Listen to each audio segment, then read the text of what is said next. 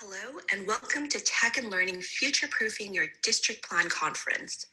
A special thank you to our sponsors Catch-On, Classcraft, FileWave, Global Teletherapy, GradeCam, Stanford Programs, and thank you to all our association partners. Today's virtual conference is focused on taking the lessons learned from current remote learning programs to create long-term plans that support effective teaching and learning both online and in person. I want to remind everyone to log into the Conference Hub using the link sent in your confirmation email. Once you are logged in, you can visit a sponsor booth to learn about their offerings and book a meeting or live chat with them. See your personalized agenda. Network with over 1,000 of today's attendees via the registrant directory and chat features. Access all of the conference resources in the download section and win prizes. Throughout the Conference Hub, you will find several buttons to enter yourself into a passport to prizes. Please visit all the pages using the navigation bar on top of the page. Every time you find a button and fill out the form, you will earn one entry into the raffle. All entries are eligible for a series of prize drawings, only one prize per participant. You can enter once for every button you find. We will announce winners via email at the end of the conference. Before we begin, I'd like to cover a few housekeeping items. If you have any questions for the presenters during the webinars, please submit them through the Zoom chat. Please know we capture all questions and our presenters are happy to answer them as time permits. Today's slides and additional resources are available and can be accessed in the Downloads tab of the Conference Hub. We encourage you to download any resources that you may find useful. Be sure to use the conference hashtag #TLTechLive in social posts. Please join me in thanking our terrific speakers, and I also want to thank you for joining us today.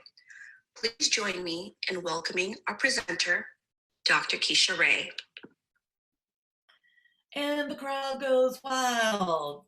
Here I am, everybody, back at ya. Super glad to be here and really excited to be sharing this particular session with everybody. As I said before, go ahead. We want to use the chat. We want to make sure we're as interactive as possible. So get in that chat and let us know where you're from. Some of you were in my first session, so if you were, let me know that too, and then I'll try not to repeat myself a ton. Do what you need to do to be as interactive as possible during this session. So while you're doing that, I'm going to try to get my my PowerPoint up. Is what crashed my thing just a minute ago.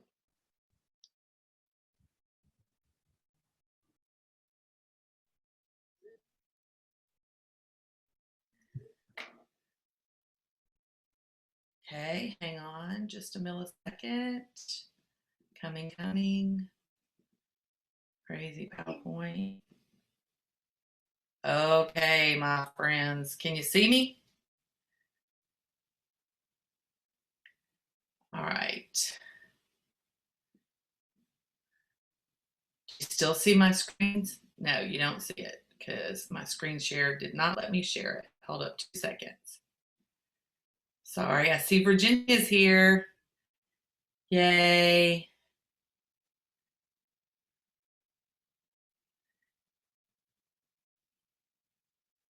Okay, can you see my screen? Let me know. Shout it out. Oh, thank you. Thank you, Angie and Randy. Appreciate it. Now I'm paranoid. Y'all know how that goes. All right, if you were in, hey, Andy, if you were in my former session, hey, Fatima, let me know that you were there so that I can know how fast I need to go through this session. Hey, Liz, how are you? Good. There's a whole bunch of people here. Yay, Susan. Okay, there are a lot of people that were from my first session, but we have almost 50 people here that might not have been. So I'm going to go through it. you know, they say you have to hear it 3 times before you really get it. So I'm gonna go through it. I'm gonna go through it in a little different way. Hey, Melissa from Omaha. People awesome. I'm going to go through it a little bit faster because I do want to spend some time on the research part, and I went over last time because I talked too much and I'm the only one talking, so that's a problem. Hey Cheryl, how are you? If you have questions, you can put them in the Q&A and I'll try to answer them. If I can't answer them while we're in session, I'll answer them in between sessions, and so you will get an answer today for your questions. And are you ready? And I think you'll also get these slides. So you'll get a copy of the slides and you'll get your questions answered, and basically all your needs are going to be met while you're here with us today. That's what I'm telling you, my friends. All right. So this session is blended learning. I know, Rachel, right? This session is blended learning and research, and the models and research. And what I want to kind of point out is that these models that I'm going to be talking about were not ever designed to be something we would use in a COVID crisis.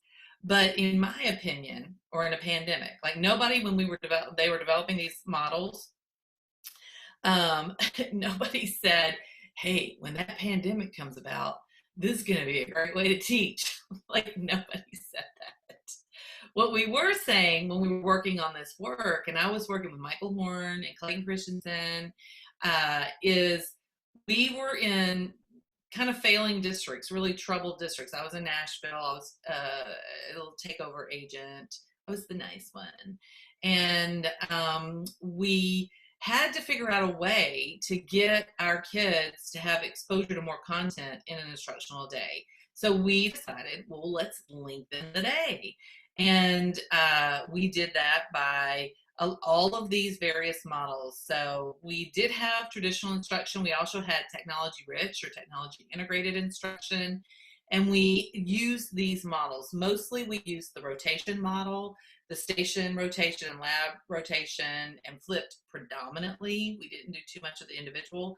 And we used the flex module, and we used the enriched virtual model.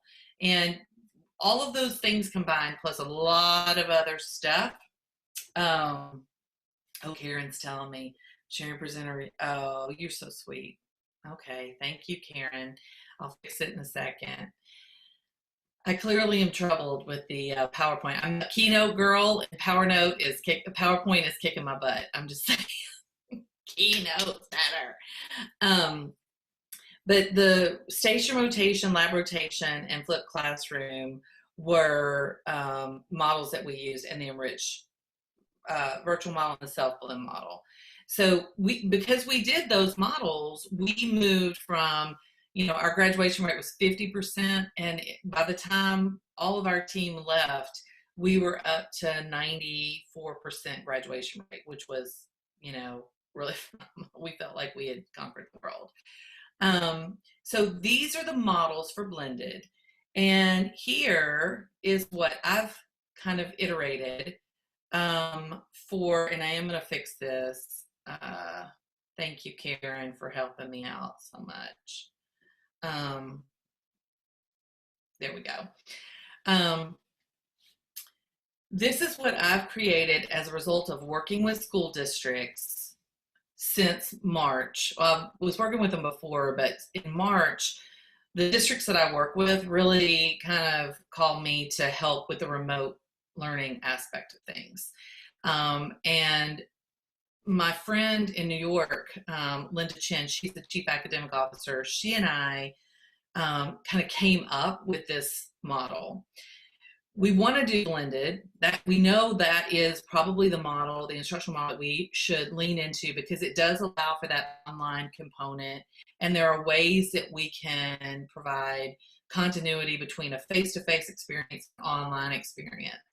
But there were things that were missing from the research and, quite frankly, the work when we were looking at the blended models.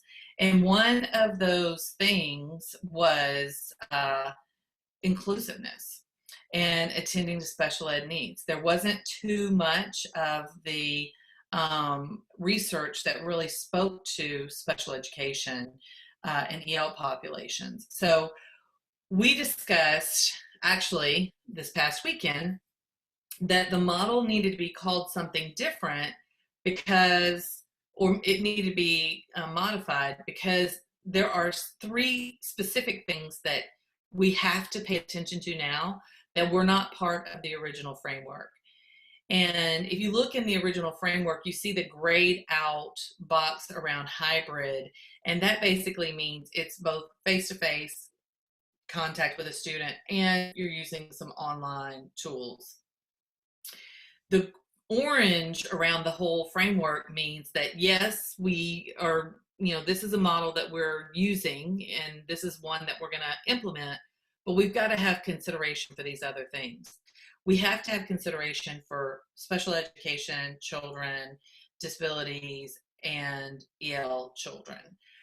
That has to happen, and it has to happen with great intentionality given the time that we're living in today. So in both New York and LA, districts I work with, they are using a tremendous amount of telemedicine and video conferencing support for to provide services. They're also thinking about software tools and really good software tools that they can use in an online platform environment. And they're challenging their special ed and EL teachers to think differently and to come up with basically the new models for teaching in this kind of heavy online environment. Most online schools don't have a high population of EL or special ed kids. So it's a new thing. I won't say new because we've seen a little bit of it, but it's not as much. The volume just isn't as high as what you're seeing now. And then it has to be responsive. It has to be responsive to the kids, to the social emotional well-beings of the kids. It has to be, we have to be culturally responsive. Now with this video conferencing component, we're going into their homes. We don't typically do that. So that's new. We have to think about that. We have to be respectful of that. So there's a whole level of responsiveness that we need to be aware of and incorporate into our learning design. And because of the responsiveness nature and the inclusive nature of this way of designing instruction, it has to be dynamic. So what Linda and I have discussed is this would be what we're calling an enhanced hybrid model, where you are, strongly in tune with inclusion, with responsiveness, and making it a dynamic model that you can move in and out of, quite frankly, a school. Now, this model you've probably seen before. You definitely saw it if you were in my first session, and it's the TPAC model. And this is the pedagogy for, this is the model for blended learning. So you've got your technical knowledge, the types of technology to use, you're well-grounded in technology integration, you've absolutely got your content knowledge because you come with that, right? I was a science teacher. I know how to teach science, and I know how to teach adults how to use technology for an instructional tool. I know how to talk about research. Those are all my content areas. So you've got your content areas and you know them well. You're solid in that. You're probably working, you may be solid in your technology. You may use technology all the time in normal instruction. You may be a heavy integrator of technology. You may be an online professor or an online teacher or an online principal, but mixing these 3 together and applying the pedagogical practices that you have and the knowledge that you have around teaching to using technology and your content area, that's what makes the TPAC model. And quite frankly, that's what makes the teaching in blended possible. You have to have all of these elements in order to be able to teach in a blended classroom. I have tried to get teachers who haven't used technology ever before to teach blended, and the lift is quite high. So it's not impossible. They're, especially if they're eager to learn, but there is a learning curve if you've not been a strong integrator of technology. So keep that in mind if you want to move into blended model. Now, I talked about those models in the framework, but here's just a deeper conversation around the models. Where you might use station rotation or rotation. You're going to see station. The flipped classroom is considered a rotation model because you're rotating between in and out of school for it. The lab rotation, station rotation are technically in school. Remember, all of these models were defined when we were in classrooms and we were thinking about how to extend exposure to content for students. So face-to-face is where we love to be. That's our favorite place. Hey, face-to-face is our favorite place. It really is. And virtual and online is where we've had to be. And so virtual and online is where students are completing their work in an online platform always, right? And sometimes the teachers will check in on the students. Sometimes they're in there all the time. A virtual blended, by the way, is when you're in a virtual environment and you have the students come to a physical environment once or twice a week to either get remediation or socialization or something like that.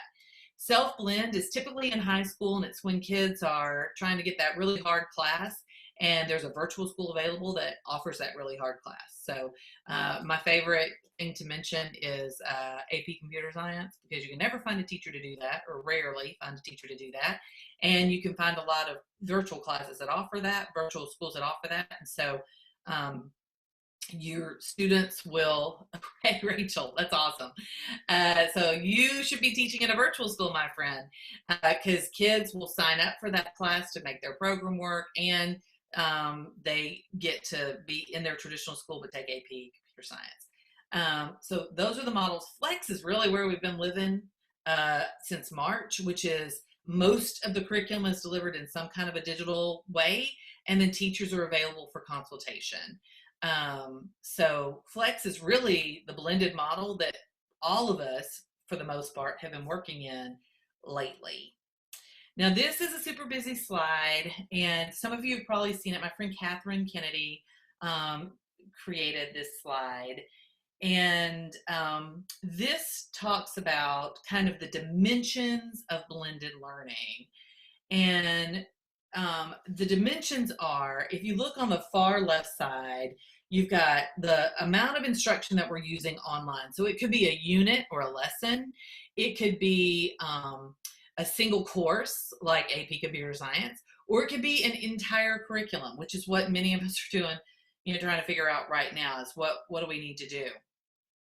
And then it could be time-based. So you could have a fixed daily schedule. There's a school in New Mexico that the teachers log in at 8 o'clock in the morning and they log out at 3 o'clock, and they run the schedule just like they do as if they were in school.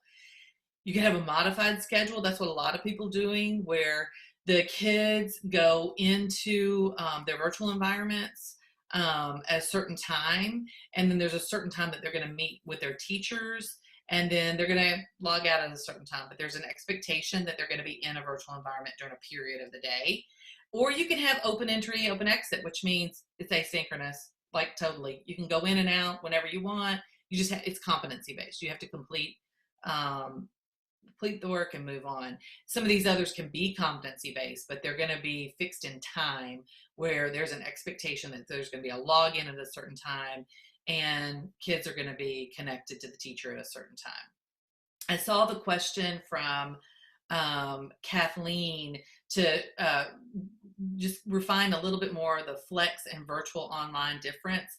Flex is when you've got, much like we're doing now, we've got a lot of content, all of our content is online, and there's a requirement or there's a desire to check with the teacher regularly. So in the districts that I'm working in predominantly, the content is online, and the teachers are having regular check-ins with the student that are kind of mandated. In virtual, the expectation is that the student is working independently, asynchronously through the content. And if the student needs assistance, then the student can come in for assistance either in like what we're doing now in a virtual environment or in a place-based, come to a school and get that support. There is a virtual blended model that is where they, sometimes it's called virtual hybrid model, where it's a all online virtual school, but there is an expectation that the students come to a physical building 1 or 2 times a week. And that's typically for socialization, to be around other kids, or to do their lab courses, or to get remediation because they're falling behind. So hopefully that helped you, my friend. And if not, you can just send a message back and I'll try to send you an email about it. Continuing with this model though, you can see that the teacher role and the student role are very reflective of the TIMS model. So the TIMS model talks about that correlation between what the teacher's doing and what the student's doing with technology. And the more the student is kind of working in this asynchronous independent environment, the less involved the teacher is with direct instruction, and the more the teacher becomes a coach or a facilitator is an overused word we like to use. So this is the dimensions of blended learning, and this basically tells us that there is a tremendous amount of flexibility in the way we approach a blended classroom in designing instruction. This is showing how there's a continuum between face-to-face instruction and online instruction when you're using blended learning. So you can be 100% face-to-face, or you can be 100% online, or you can have a mix of the two, and you can move across that continuum seamlessly if you have a learning platform that will allow for your students to log in a face-to-face environment and get instruction, and log into that exact same system when they're online. So as long as you've got that structure where kids are logging in to some kind of a learning platform and getting access to their lessons and their instruction and their assessments and everything, and they can do that when they're at school or they can do that when they're at home, then you can move across this continuum. If you don't have that learning platform, then it's going to be super hard for you to do this. You really have to have that in order for you to be able to move across the continuum. Now, this is a little thing I put together 1,000,000 years ago. I probably should have done it in Canva, but Canva didn't exist 1,000,000 years ago. And it's basically talking about the process of blended learning. So you've got, the teacher's role is to provide instructions. They can be print or digital. They have to be clear, concise, and outcome specific. You want to have formative assessments, and those formative assessments provide feedback, offer the students some reflection time, and provide outcomes to the students so they know where they are at any given point in their own instruction. Computer mediated is where you've got adaptive, diagnostic, or practice. So it's either adaptive software, diagnostic software, or software that they can practice their skills on. And then that flexible learning space where kids have the ability to move through time and space, quite frankly, between a physical environment and an online environment, synchronous and asynchronous, and it's all focused on the student's needs. It's all designed around the student's needs. So this is also where some of my really good friends, Kathleen McCliskey and Barbara Bray, came up with their work is in personalized learning. So there's a tremendous amount of synergy between blended learning and personalized learning, especially when you look at this blended learning process. Now let's get into the research. Now you've got the models. Anybody have questions around the models? Oh no. My computer's gone crazy again.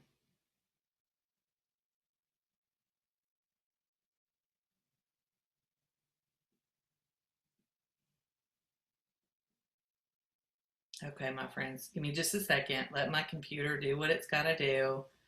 I could play music, but I'm not going to. All right. So I'm just going to leave the PowerPoint like this because it's jacked up because it doesn't like me. So here's what we're going to do. I'm going to play a video, and then while I'm playing it, I want you to respond in the chat box your reflection on the video. And I want you to, as you're reading it, the video is on research, and I want you to think about how we might be using blended models next school year after you hear this. I'm going to turn my video off. Hold on, let's try it again.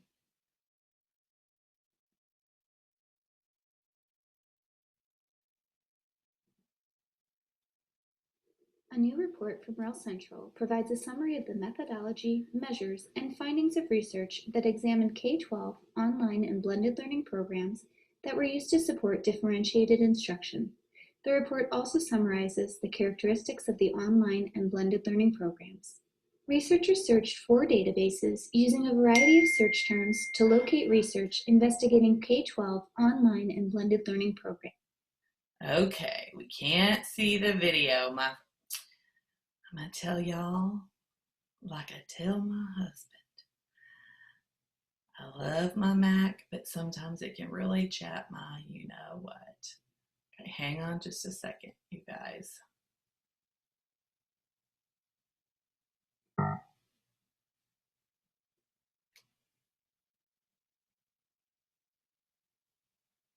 Hold on. I'm going to just share my whole, let's see here. I'm going to share my whole desktop. So get ready to see major chaos. Okay, here we go.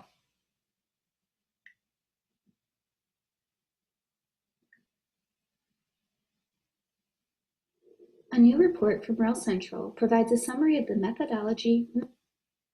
Hold on, can you see? A new report from REL Central provides a summary of the methodology, measures, and findings of research that examined K-12 online and blended learning programs that were used to support differentiated instruction. The report also summarizes the characteristics of the online and blended learning programs. Researchers searched 4 databases using a variety of search terms to locate research investigating K-12 online and blended learning programs. Studies were only included if it was clear the online and blended learning programs were used to support differentiated instruction and examine program impacts on student academic achievement. A total of 17 studies examining 14 online and blended learning programs were identified and included in this report.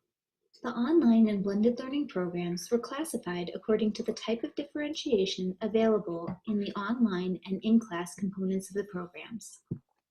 The online portion of the programs allowed students to progress through the content at their own pace, provided teacher-directed differentiation of the online content, and/or used adaptive software to support differentiation. Of the 17 studies examined, statistically significant positive effects were found for 4 blended learning programs. For more information and access to summary of research on online and blended learning programs that offer differentiated learning options, please visit these websites. Thank you.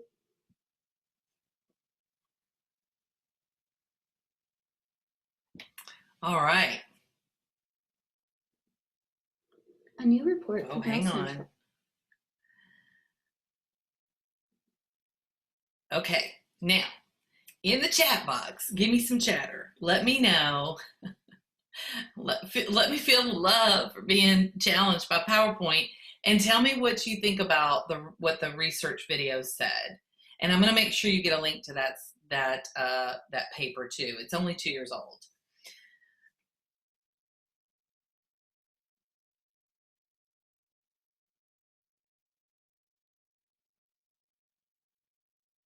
Okay, Karen, I'm going to make sure you get it. Excellent. Yep. It does seem like self-paced is more prevalent. I wonder, my wondering is what the study, like what they studied. It wasn't 100% sure. They talked about the models, but it would be interesting to see the schools. Oh, look at Amber. Go, girl. Thank you. And Heidi did it too. Y'all are awesome. Yay. See, isn't it awesome to be on a Friday with so many friends that are in this space together? I know. I think the self-paced is good. I just, I wonder, you know, especially when we think about the inclusion and the special population children, of what we're doing now and what we're being asked to do now. I think you really have to think about how you design the model and shore up kids in a self-paced environment. Excellent. Yeah, age, Mike. That's good. Good point. You gotta look at the age. I'm going to show you a whole research handbook that has some really good studies on the age, in a variety of countries even. Yeah, one-to-one devices, Kathy, is the problem. You're right. You have to work around it, and you have to figure out what you can do. And BYOB doesn't necessarily help in this environment because the parents are typically working from home too, if, bless their hearts, they still have a job. So you gotta be sensitive to everything right now. There's a lot going on.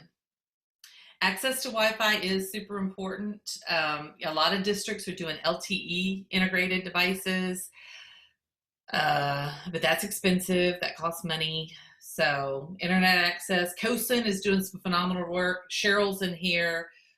Cheryl, if you're still in here, if you could post that link to the COSIN letter. COSIN's doing some really phenomenal work around access for all. ISTE is too, but honestly, I think COSIN's leading the pack on that. Thanks, Cheryl. Diana, you're right. Teacher aides and mentors, they do fit in both. In LA, for example, the professional development I'm doing there, it's nurses are in it, aides are in it. I mean, everybody is in it. Everybody, all support staff, everybody's having to learn this model and learn kind of what learning is going to look like. Just like if you're in a school, the school is going to, you're going to orient everybody that works in a school to the school environment. And you're going to help them, everybody's going to know what's going on if you're in a physical building. That's going to need to happen here too. Everybody has to know what's happening, who's doing what, who's on first, what are we doing in K2, what are we doing in 3-4, what's the plan? Everybody needs to know, and they need to be super familiar with it. Figuring out your seat on the bus, Anne, is a great way to say it. Everybody's got to figure that out, and it has to be well communicated. This is your seat. Because you don't need people getting out of their seat and trying to tell other people in the bus what to do.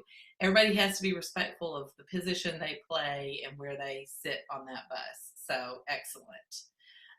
And I do, Miss R, agree with you. We have to work around internet issues. We really, really do. And Mike, you hit the nail on the head. You have to have PD for parents and students, and you got to have resources for them too. And a lot of those districts, thank you, Cheryl, a lot of those districts have those resources available, New York and LA for sure. So check out their district websites. They have really, in New York, there's a teacher login and there's a parent login, and there's a ton of resources for that. And the same in LA, although I think LA's might be behind a portal, but New York's is not. New York's is like out there for everybody. So excellent conversation, everyone. Now, there are 7 studies that everybody should know, and I'm gonna get out of presentation mode. And I know you can hopefully see my whole screen still, right? Did PowerPoint screw me again? Okay. Let me know, somebody. Okay, thanks, Rachel. So I know this is super, super small print, but these are the studies that I love to talk about with regard to blended learning. And some of them are older studies, but they're still very good and very relevant, because here's what happened with research in blended learning. Oh, thanks, Francisco. Appreciate it. He did it. See, my LA people here, and they're doing such a phenomenal job with their parent resources. So is New York. It's just amazing. So these studies, my friends, have, like I said, they're a little dated, but they were really well constructed studies, which is why I like to talk about them. And they speak about the varying ways that we can approach blended and online, and what they can, what the benefit can be from them. So let's just, I know it's super small, but let's just take a look at these in the notes section. So evaluation, and by the way, when you get this will all be links to those studies. And I checked them, they're all still working as of last night. Evaluation of evidence-based practices in online learning, a meta-analysis and review of online learning studies. This actually ended up, this was by SRI International, and this actually has turned into the Blended Learning Handbook. Or it didn't turn into it, but it initiated the work between Catherine Kennedy and Rick on the Blended Learning Handbook. So I'm going to share that in a moment, I think. And then mean what you say, defining and integrating personalized, blended, and competency education. INACOL, which is now something different. I want to say Athena, but I don't think that's right. Aurora. It just changed last year, or in 2020. They did this study, and it looks at the terms, it looks at the kind of the tools for personalization and all of the models. And it's basically saying, if you call it, personalized, thank you, Jean, Aurora. Personalized looks like this. This is the research behind personalized. This is the model for personalized. This is personalized. Blended looks like this. This is what we do with personalized, with blended. And competency looks like this. And there are three distinct models that can have some touch points, but they're very succinct in the way they're delivered and the research that is behind them. So pay attention to that. I'm in a ton of meetings where they'll say personalized, oh, I mean blended. Well, it's the same thing. No, it's really not.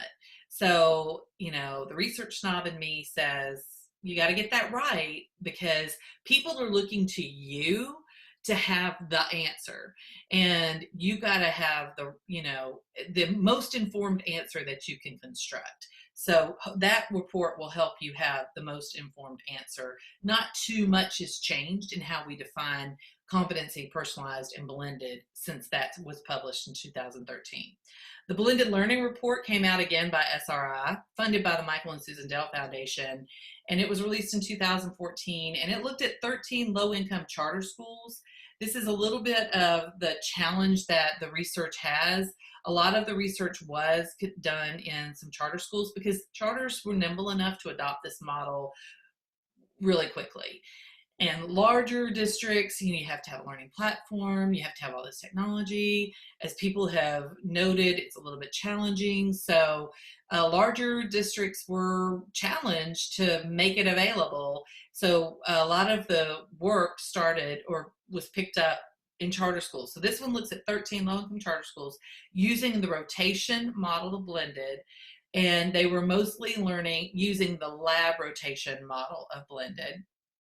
And it looked at consistency among how the schools were implementing the model, and it examined teacher satisfaction and student productivity and the use of data to inform instruction. So it wasn't looking at student outcomes, it was looking at, am I as a teacher engaged in this model using the data that comes out of the research or out of the systems to inform how I'm planning my lessons for the next hour or tomorrow.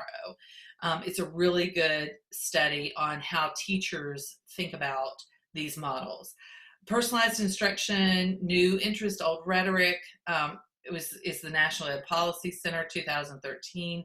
My favorite study of all, 2013 by the Rand Corp, funded by U.S. Department of Ed, and it looks at the algebra course with tutoring software. So it's a lab rotation model, and it was a 2-year study, which is why it's one of my favorites. 2-year study. They found no results in first year. So the first year, nothing really grand happened. But in the second year, they did see significant results. So in the second year, they saw gains of as much as 10% on student outcomes. So I love that study, and I believe in the work that I did in Nashville aligns with that. We saw 10 to 15% gains in all of our lower performing schools where we implemented blended learning. We never really studied that except for what Michael looked at with Harvard, and that shows up in the InnoSite reports, but nevertheless, really good study. And then the last one on this slide is Evaluation of Mind Research Institute Spatial Temporal Math Program. That's 2014, and it was looking at game-based. And there's one more about success through time and technology, but the results on that were really looking at case studies. They're really case studies on it. The next slide is the Handbook of Research for Online and Blended. And for this, I am going to open Adobe, and hopefully you can see that. Hopefully I'm still sharing my whole screen, and you can see this. And this handbook is phenomenal. This is the second edition. Catherine and Rich edited it, but it has, look at all of these studies. So if you're trying to think through what you're going to do and you want to make sure that, thank you, Rachel, that you have the research backing what you're doing, this is the document to get. Came out, this second edition came out in 2018, so it's not that old, and it has all of the most current up to 2018 studies around blended. And you can see that there are quite a few out there that are looking at special populations. Tom Clark, a good friend of mine, did program evaluation in K-12 and online and blended learning. This is just the historical perspective. I'm working on, just talked to Rick this morning, I'm working on, or I'm asked to contribute chapter 10 there, or a section there on what's happened during COVID with online and blended. So if anybody wants to work with me on that piece, just let me know, send me an email. This is on learning and learners. So Wendy, some of you guys may know her. She was at ISTE for a period of time. She and I were each at Johns Hopkins for a period of time. And now she plays the guitar and she's super happy. But this study is on personalized learning environments, a write-up. Mary Rice, I saw her in here earlier. She did it on online learning and students with disabilities, and that's the only piece right there of research related to online learning and blended and students with disabilities. And that's why I introduced that enhanced model, because we haven't really paid attention to those special populations, and we need to do that. So hopefully in years to come, we'll have some amazing research on how beneficial it is. What that says, though, is the station rotation model does work, especially if you use an ICT framework with your special ed program. This is research on teaching. So you see those phenomenal, how to teacher preparation. So this I would lean into in preparing how to move to blended with my teachers next year. If that's indeed what you're going to do. The next is content domain, so physical education, social studies, science. You can see all that. The last is student support structure, so you can see all of that.